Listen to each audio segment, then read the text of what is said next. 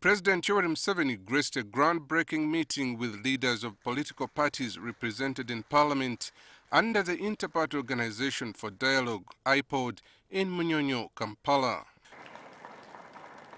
The president addressed the meeting after holding private talks with the leaders of political parties present, Democratic Party, JEMA, and the Uganda People's Congress.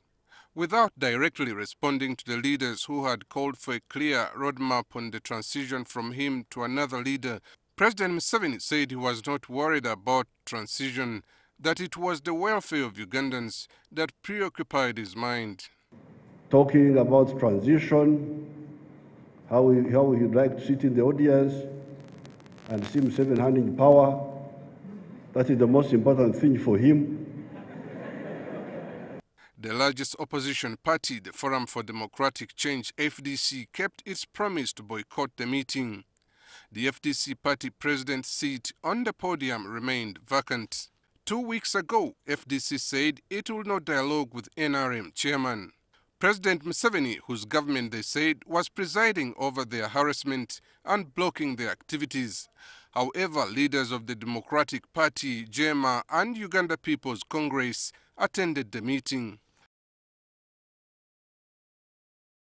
President Museveni lashed out at FDC, saying their boycott showed that the party did not have an agenda for national development.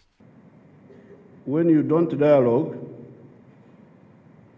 you miss opportunity to be understood clearly. Because when I dialogue with you, I tell you exactly what I think. So the first word you should think about is prosperity. The UPC faction leader, Jimmy Akena, who chaired the meeting, said political parties will not achieve much without the input of the ruling NRM party. He added that dialogue is good for Uganda. And while we strive to improve within our parties to ensure that we get the best possible solution, Uganda must succeed. Perhaps with skeptics of the dialogue in mind, DP President Norbert Mao said the opposition will not lose anything talking with the ruling NRM for the good of Uganda. This sentiment was shared by JEMA President Asman Basalirwa, whose party made a return to IPOD after he won the recent Bujiri municipality elections. We need to find common ground, however small.